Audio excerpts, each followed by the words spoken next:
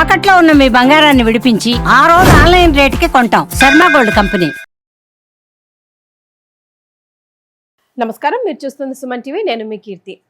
ఇప్పుడు ఎక్కడ విన్నా షష్టగ్రహ కూటమి గురించే మాట్లాడుకుంటా ఉన్నారు. రకరకాలుగా చెప్తున్నారు. పలానా రాశి వాళ్ళకి అస్సలు బాగుండట్లేదని, లేదంటే పలానా రాశి వాళ్ళకి చాలా బాగుంటుందని, లేకపోతే అసలు షష్టగ్రహ కూటమి అంటూ ఇండివిజువల్ జాతకానికి ఆపాదించబడదు, ప్రపంచానికి లేదా దేశానికి లేదా ఎకనామిక్ డిఫరెన్సెస్ కోసం కానీ ఎన్విరాన్మెంట్ డిఫరెన్స్ మీద కానీ ప్రభావం చూపుతుంది అని.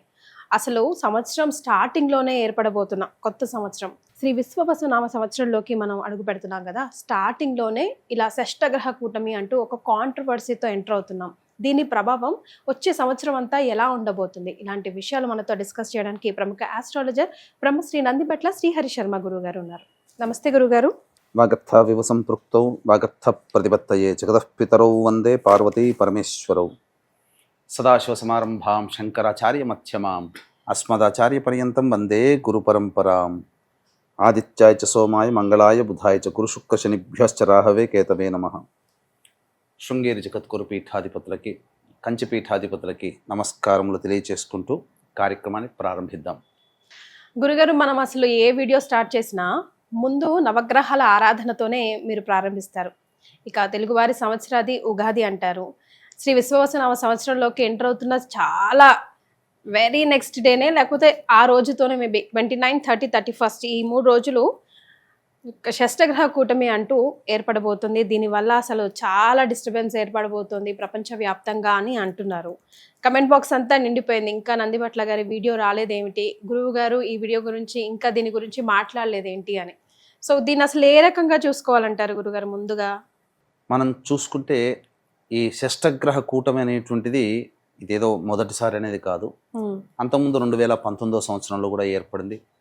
ఇంతకుముందు 2023 సంవత్సరంలో కూడా ఏర్పడిందని చెప్పి దాని నుంచి కూడా మనకు చెప్పబడింది. ఇట్లా కొన్ని సంవత్సరాలకు ఒకసారి ఏర్పడుతుంది. అయితే ఒక్కొక్క రాశిలో ఏర్పడుతున్నటువంటి షష్టగ్రహ కూటములు, పంచగ్రహ కూటములు, చాతుగ్రహ కూటములు, వీటి ప్రభావం కొంత ఇంపాక్ట్ అనేది సమాజం మీద ఉంటుంది. ఓకే, ప్రపంచవ్యాప్తంగా ఉంటుందమ్మా.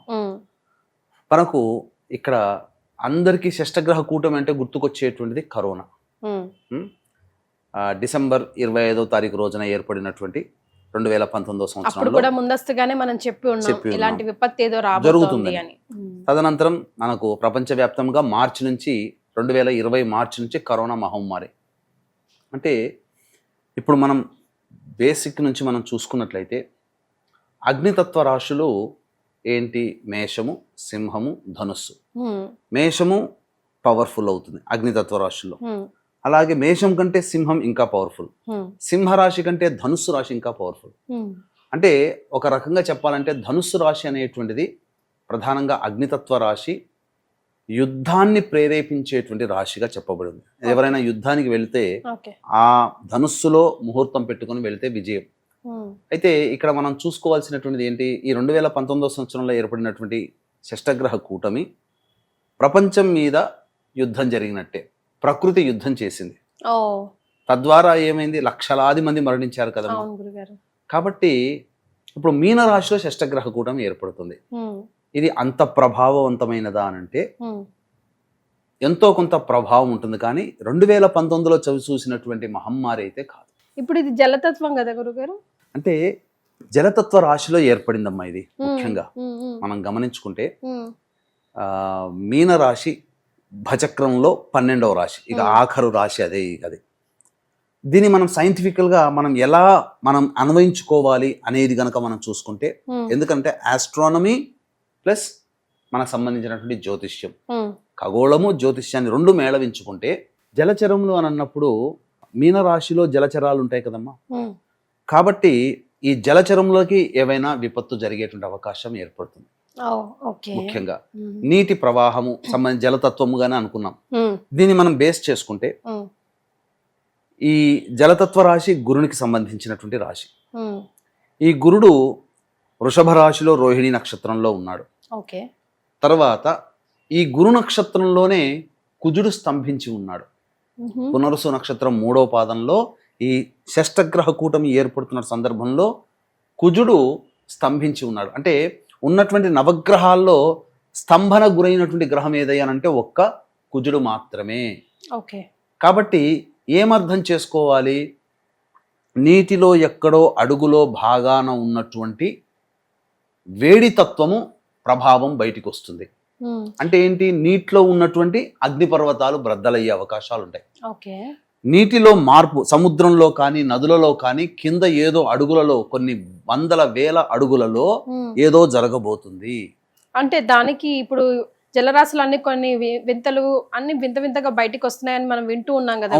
ఇప్పుడు కేరళలో అన్ని తాబేలులు బయటికి వచ్చేసాయి అని చెప్పి, స్నేక్, స్వార్డ్ స్నేక్ అనే ఒక fish rare of the rarest గా అది కనిపిస్తుందంట. బట్ అలాంటిది ఒకటి యుఎస్ లో, ఫారిన్ వెస్టర్న్ కంట్రీస్ లో ఒకటి బయటకు వచ్చింది. ఇవన్నీ దానికి కారణంగా మనం చూసుకోవచ్చా గురుగారు? ఇప్పుడు మనం గమనించుకుంటే జ్యోతిష పరంగా చెప్తుంటే మనము ఏదైనా కానీ నెగిటివ్ గా అనుకోవచ్చు, కానీ యునెస్కో వాళ్ళు కూడా చెప్తున్నారమ్మా.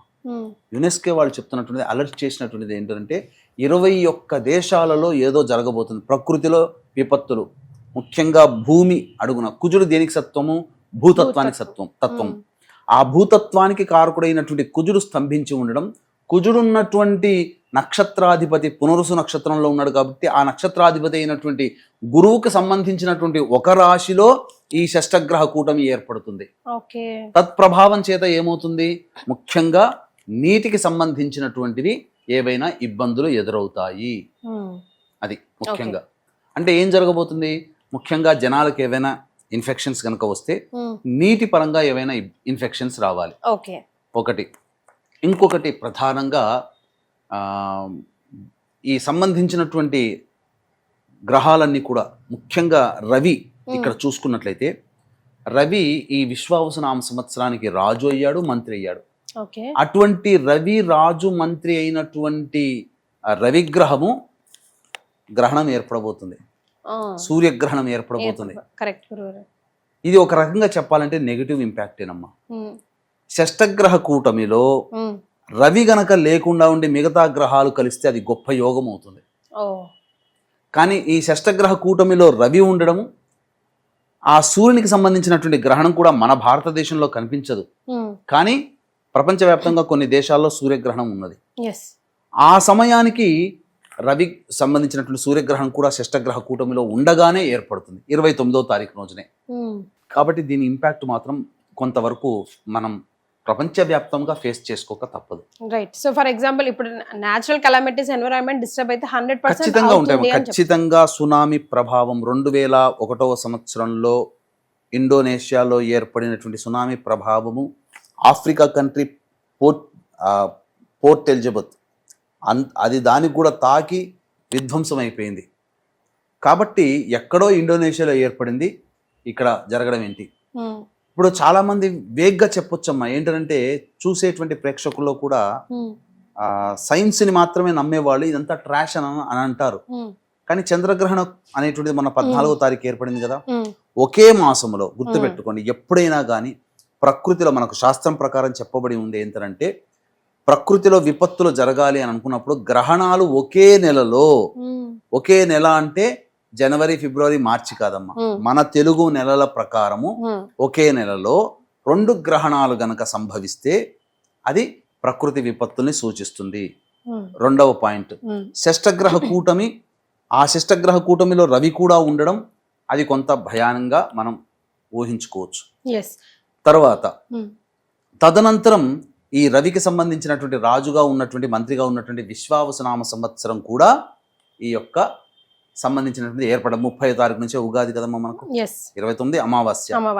ఆ 29 ఇంకా చెప్పాలంటే అమావాస్య రోజునే శని భగవానుడు కూడా మారి మీనరాశిలోకి వస్తున్నాడు. అంటే అర్ధరాత్రి, నిశీరాత్రి, గుర్తుపెట్టుకోండి, 9 గ్రహాల్లో డిస్ట్రాయర్ ఎవరై అంటే శనిగ్రహం. కాబట్టి శనికి సంబంధించినటువంటి బలవంతుడు ఎప్పుడవుతాడు శని తెలుసా మీకు? నవగ్రహాల్లో పొద్దున పూట రవి పితృకారకుడు, శని రాత్రిపూట అనగా సూర్యాస్తమయం నుంచి మళ్ళీ తిరిగి సూర్యోదయం వరకు జన్మించినటువంటి వాళ్ళకి పితృకారకుడు శని అవుతాడు. అట్టి శని రాత్రి సమయంలో ప్రవేశిస్తున్నాడు 10 గంటల చిల్లరకి. అంటే ఏం జరగబోతుంది?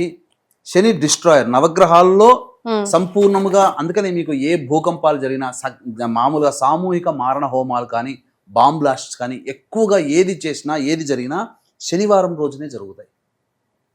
అట్టి శని అంటే ఇక్కడ సమూలముగా కర్మకారకుడు, ప్రత్యక్ష సాక్షి భూతుడు రవి, కర్మకారకుడైనటువంటి కర్మని అనుభవింపచేసే గ్రహమైనటువంటి శని భగవానుడు మళ్ళీ, తర్వాత సౌభాగ్యకారకుడు లక్ష్మీకారకుడైనటువంటి వాడు శుక్రుడు, మేధోకారకుడైనటువంటి వాడు బుధుడు, అలాగే మనఃకారకుడైనటువంటి వాడు చంద్రుడు, తర్వాత పిశాచ యోగాన్ని కలిగించేటువంటి గ్రహము రాహు. ఇవన్నీ 6 గ్రహాలు ఉండగా ఏర్పడుతున్నటువంటి రోజు ఈ షష్టగ్రహ కూటమి 29వ తారీఖు రోజున. కాబట్టి ఖచ్చితంగా ఏదో సంబంధించి కొన్ని మారణ హోమాలు అనేటువంటివి ప్రపంచవ్యాప్తంగా కొన్ని దేశాలలో జరుగుతాయి. దీని మీద కూడా రీసెర్చ్ చేస్తున్నాను. ఏ దేశాల్లో ఎక్కువ ప్రభావం అవుతుంది అనేటువంటిది మరి ఒక వీడియోలో ఎప్పుడైనా కానీ మళ్ళీ ఒక 3-4 రోజుల తర్వాత మళ్ళీ ప్రత్యేకించి వీడియో చేద్దాము. దాంట్లో విస్పష్టంగా ఏ దేశాల్లో ప్రభావం ఎక్కువ చూపుతుందనే విషయం గురించి కూడా మనం తెలియజేసుకుందాం. కానీ ఇప్పుడున్నటువంటి దాని ప్రకారం కనుక చూసుకున్నట్లయితే ఈ షష్టగ్రహ కూటమి ప్రభావం వలన నీటిలో అగ్నిపర్వతాలు బ్రద్దలవ్వడం, లేదా నీటిలో వేడి శాతం పెరిగింది కాబట్టి ఆ వేడికి తట్టుకోలేక జలచరాలన్నీ కూడా ఒడ్డుకొస్తున్నాయి. అంతేకాకుండా ఎప్పుడో లక్షల సంవత్సరాలకి కనబడేటువంటి అరుదైనటువంటి జీవి కూడా బయటకు వచ్చింది. అంటే ఎప్పుడు నీటి అడుగు భాగాన జీవించే జీవి ఉపరితలానికి వచ్చింది అని అంటే అక్కడ ఏదో జరగబోతుంది, తట్టుకోలేకపోతుంది అక్కడ ఆ జీవి, అందుకని బయటికి వచ్చింది. అన్నిటికంటే మించి ఈ గ్రహణాలన్నీ మనకు లేవు, మన భారతదేశానికి సంబంధించింది కాదు అని అన్నారు. వాస్తవమే, భారతదేశంలో గ్రహణాలు ఏవి లేవు. సూర్యగ్రహణం లేదు, చంద్రగ్రహణం అంతకంటే లేదు. కానీ దీని ప్రభావం గత 2 రోజుల కిందట చూసుకుంటే నిన్నటి అంటే ఈరోజు మనం చేస్తున్న వీడియోకి నిన్నటి గత 2 రోజుల్లో 5.2 పాయింట్గా రిక్టర్ స్కేల్ మీద జమ్మూ కాశ్మీర్లో భూకంపం వచ్చింది, ఎర్త్క్వేక్స్ వచ్చింది. మీరు ముందుగానే చెప్తానే ఉన్నారు. చంద్రగ్రహణం వీడియోలో చెప్పుకున్నాం, భూకంప ప్రభావాలు ఏవైనా కానీ ఏర్పడవచ్చు అని చెప్పేసి. కాబట్టి ఖచ్చితంగా దీని ప్రభావం అనేది ఉంటుందమ్మా. రైట్ గురుగారు, అందరూ ప్రభావం ఉంటుంది అని చెప్తున్నారు, లేదా ఏమో లేదని కొట్టేస్తున్నారే తప్ప దీనికోసం అసలు మనం ఏం చేయొచ్చు అని అంటారు?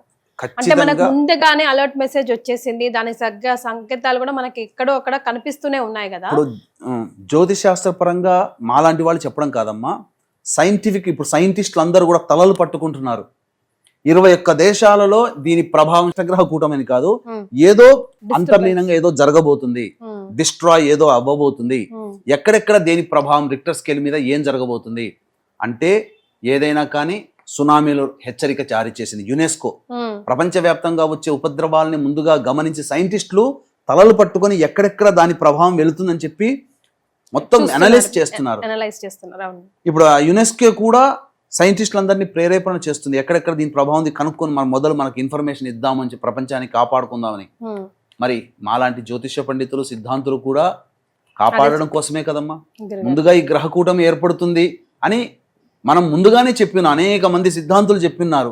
ఇప్పుడు యునెస్కో దాని గురించి శాస్త్రం గురించి సంబంధం లేకపోయినా ఏదో జరగబోతుందనే ఇన్ఫర్మేషన్ అయితే తెలిసింది కదా, మనం ముందుగానే ఇన్ఫర్మేషన్ ఇస్తున్నాం. కాబట్టి ఖచ్చితంగా సునామీ ప్రభావాలు కానీ, అగ్ని పర్వతాలు బ్రద్దలయ్యడం కానీ, తద్వారా ముఖ్యంగా అగ్ని ప్రమాదాలు పెరగడం కానీ, లేదా చెప్పుకోలేనంత కుండపోత వర్షాల ప్రభావం నీటితో నిండిపోవడం కానీ ఏదో జరగబోతుందమ్మా.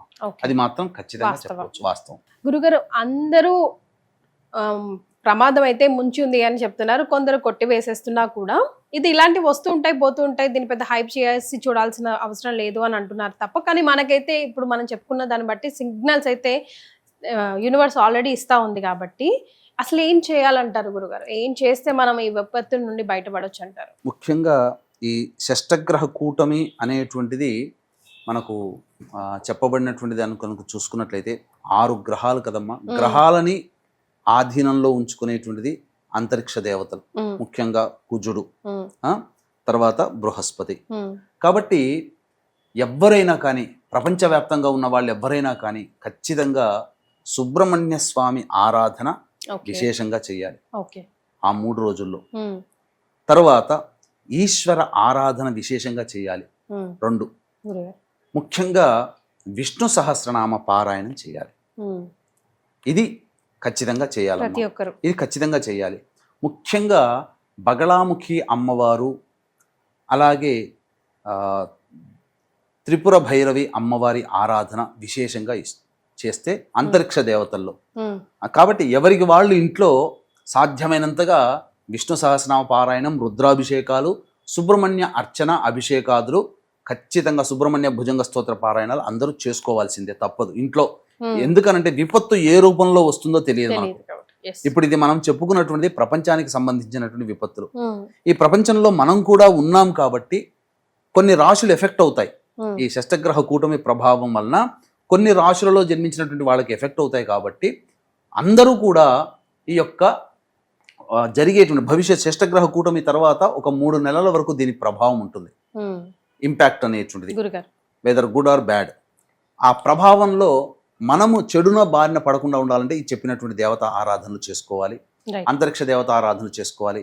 అందుకనే ఈ షష్టగ్రహ కూటమి ప్రభావము వలన మొత్తం 12 రాశుల వాళ్ళు కూడా ఇబ్బందికర పరిస్థితులు, ముఖ్యంగా ఈ సంబంధించినటువంటి వృషభ రాశి, అలాగే తులారాశి మరియు మకర రాశి, ఈ 3 రాశులు తప్ప మిగతా అన్ని రాశుల వాళ్ళకి ఎఫెక్టివ్ గానే ఉంటుంది. రైట్. అంటే ఇది శనిని దృష్టిలో పెట్టుకొని చెప్తున్నారా గురుగారు? రాశిని దృష్టిలో పెట్టుకొని, షష్టగ్రహ కూటమి ఏర్పడుతున్నటువంటి రాశిని దృష్టిలో పెట్టుకొని చెప్పడం జరుగుతుందమ్మా. గ్రహణం వచ్చినా రాశిని దృష్టిలో పెట్టుకొని, శని మారుతున్నా శని మారినటువంటి రాశిని దృష్టిలో పెట్టుకుని మనం ఏదైనా చెబుతాం. కాబట్టి ఈ షష్టగ్రహ కూటమి ఏర్పడుతున్నటువంటి రాశి మీనరాశిని బేస్ చేసుకొని వృషభ రాశి వారికి యోగకాలము, తులారాశి వారికి యోగకాలము, మకర రాశి వారికి కూడా యోగకాలం. మిగిలిన రాశుల వాళ్ళందరూ కూడా ఈ చెప్పినటువంటి చేసుకోవాలి, ఈ పారాయణాలు, అభిషేకాలు చేసుకోవాలి. ఇంకా అవకాశం ఉంటే దీన్ని దృష్టిలో పెట్టుకుని మన పీఠం ఆధ్వర్యంలో మొత్తము ఈ దశమహావిద్యలకు సంబంధించినటువంటి ప్రత్యంగిరా హోమము, అలాగే కాలభైరవ హోమం, కాలాన్ని శాసించేటువంటిది, తర్వాత ఈ బగళాముఖి హోమము, ధూమవతి హోమము అనేటువంటివి, రాజశ్యామల హోమములు అనేటువంటివి విశేషంగా ఈ 5 రకాల హోమాది కార్యక్రమాలు చేయించడం జరుగుతుంది. దీని ద్వారా జాతకరీత్యా విద్య, వివాహ, ఉద్యోగము, దాంపత్య సమస్యలు ఇవన్నీ కూడా నివారణ అవుతాయి. ముఖ్యంగా మనిషికి మృత్యుంజయ హోమం కూడా చేయిస్తున్నాం. ముఖ్యంగా మనిషికి ప్రాణం నిలబడాలి, ఎటువంటి అపమృత్యు భయాలు ఉండకూడదు, గండాలు కలగకూడదు. దీన్ని దృష్టిలో పెట్టుకునే ఈ యొక్క షష్టగ్రహ కూటమి సందర్భంగా 29వ తారీఖు రోజున గ్రహణము ప్రపంచవ్యాప్తంగా కొన్ని దేశాల్లో కనబడుతుంది.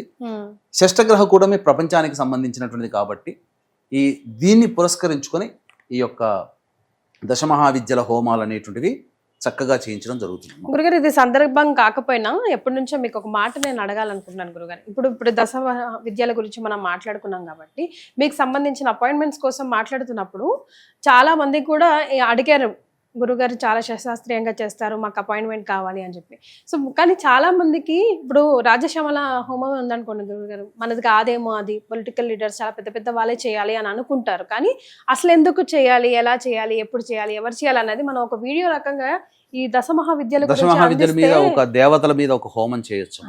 ఖచ్చితంగా భవిష్యత్తులో చేద్దాం దశమహావిద్యలకు సంబంధించి. సో గురుగారు, ఇప్పటి వరకు ఆన్ ది హోల్ ఇప్పుడు ఎలాంటి ప్రభావం చూపించబోతుంది ఈ షష్టగ్రహ కూటమి అన్నది మనం తెలుసుకున్నాం కదా. సో ఇండివిజువల్గా రాశుల మీద ఎలాంటి ఎఫెక్ట్ చూడబోతుంది, ఎవరెవరు ఎలాంటి పరిహారాలు పాటిస్తే బాగుంటుంది ఈ సంవత్సరం అంతా అన్నది మనం ఇంకొక వీడియో ద్వారా ఇన్ఫర్మేషన్ అందించే ప్రయత్నం చేద్దాం గురుగారు. తప్పకుండానమ్మా. రైట్, చాలా సంతోషం అండి, ధన్యవాదాలు. సర్వం శ్రీ ఉమామహేశ్వర పరబ్రహ్మార్పణమస్తు.